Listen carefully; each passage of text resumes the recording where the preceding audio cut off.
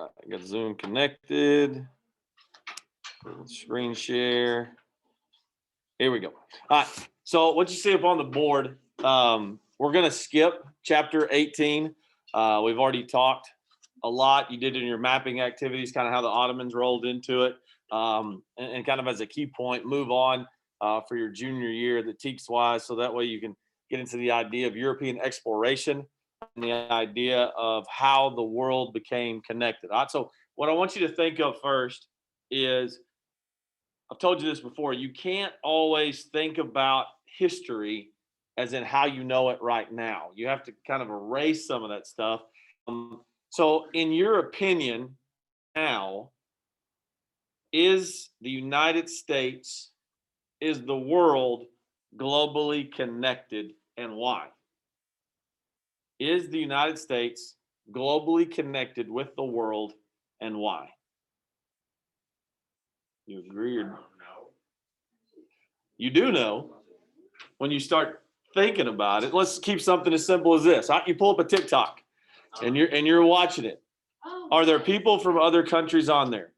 Yes. Okay. And you see other countries behind the idea of what's going on in a normal everyday life. You see different trends of cultural trends, with hairstyles, with clothing, with dancing, with whatever it is. It's something as simple as that is a connectivity on a global scale. You may not think about it, but it is.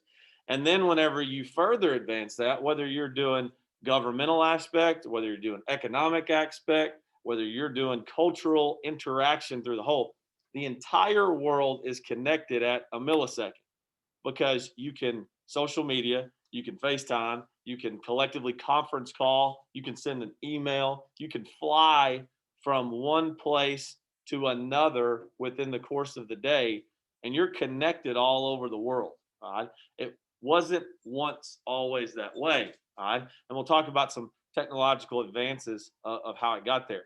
So you think about that. Was that a positive thing, or was it a negative thing? Or could it be both? Global connectivity. It is both. Okay. So the positive aspects, of course, is we get so many things that we wouldn't have the opportunity to get because they're in other countries. So the trade aspect is very positive. The cultural aspect, understanding how different people in the world are, that's a good aspect.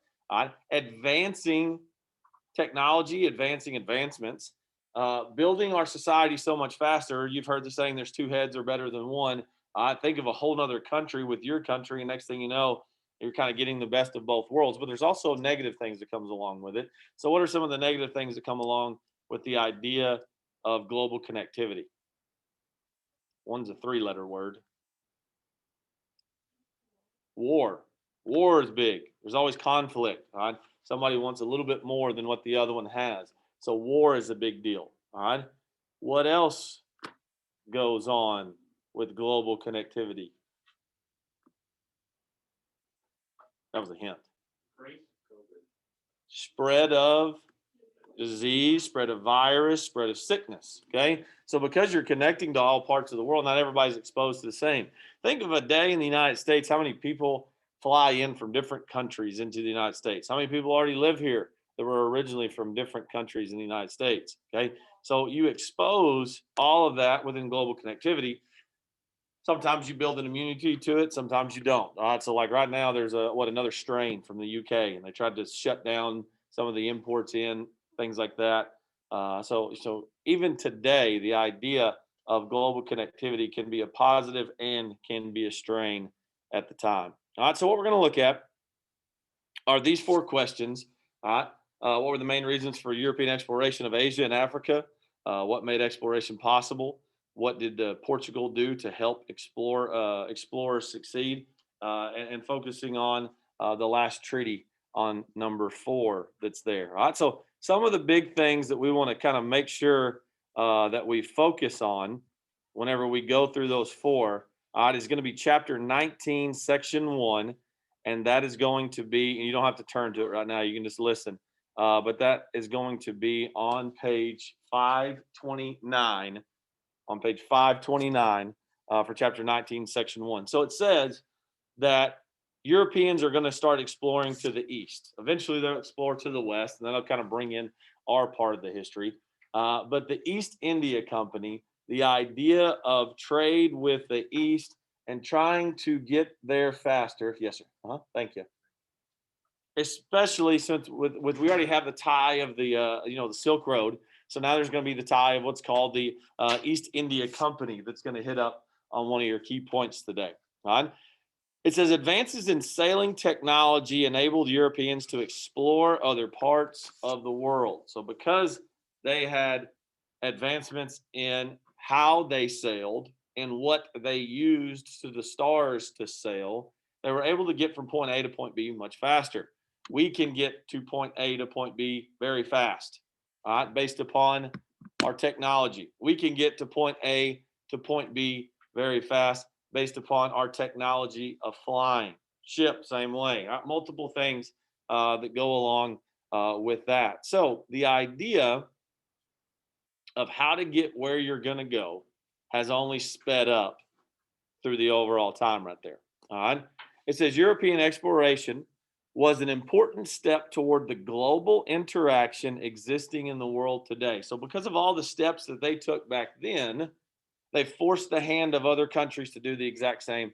And it sped up around the 1400s. It sped up the idea that the world was going to be connected. No more isolation. Okay. So, setting the stage, by the early 1400s, Europeans were ready to venture beyond their borders.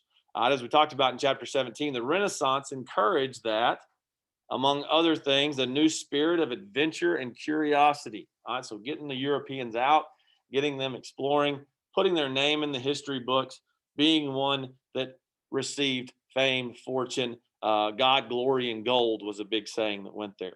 It says this spirit of adventure, along with several other important reasons, prompted Europeans to explore the world around them. This chapter and the next one describes how these explorations began a long process that would bring together the people of many different lands. Now, notice how they say that. This process that would bring together the people of many different lands. All right. Is it always, when I think of bring together, I think of Christmas, I think of Thanksgiving, I think of people there. All right. I don't think of the guy that you didn't invite to the party and he shows up. You know what I mean? So a lot of times in these explorations, it wasn't always, hey, we're together. It was kind of somewhat forced upon the other person. You know what I mean? Whether it was interaction with the West, whether it was interaction with the East, they were looking for something to make themselves better.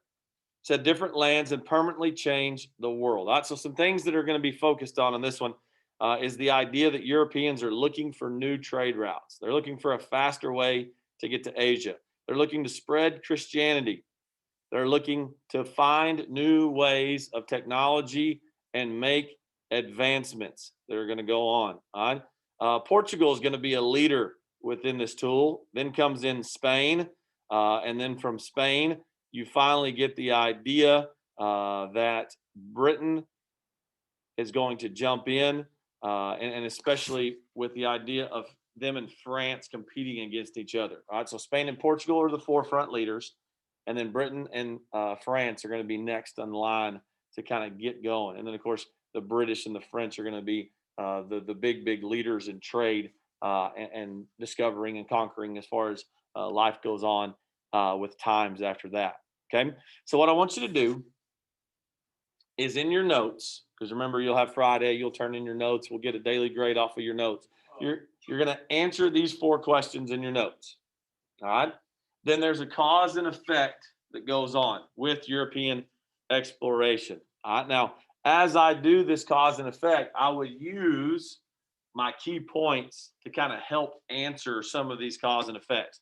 For example, cause. Prince Henry helped this country with trade. Well, you answered your key point in the cause, and then the effect of it was what? All right. If you go with number 2, let's see. The East India Trade Company was dominated by this country. Boom. There's a cause, and then you're going to answer it with your effect. So that way you get to cover, 3 of your 7 key points rather than having to do the cause and effect and find the key points and answer the 4 questions. Condense your efforts into one thing. Try to answer these 7 key points within your questions here and within your cause and effect right there. Okay. So chapter 19, section 1, page 529. The questions that are being shared are the questions that are on the board. Make sure you answer those first in your notes. Complete the cause and effect with 3, and then you have the opportunity for your key points that are going to be on the side right there. All right. So that kind of gives you an example of your cause and effect. The key points are right here on the side with Prince Henry helped what country with trade?